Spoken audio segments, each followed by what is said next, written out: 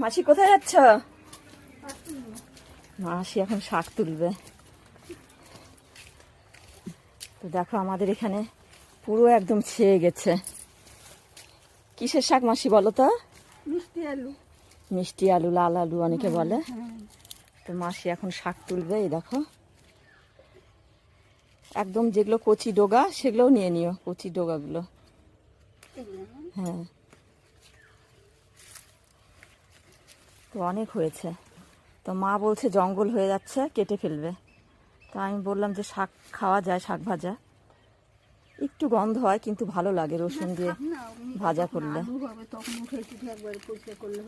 হ্যাঁ, আর এদিকেও হয়েছে মিষ্টি কুমড়োর গাছ, নতুন মাটি তো পুকুরের, ওই জন্য।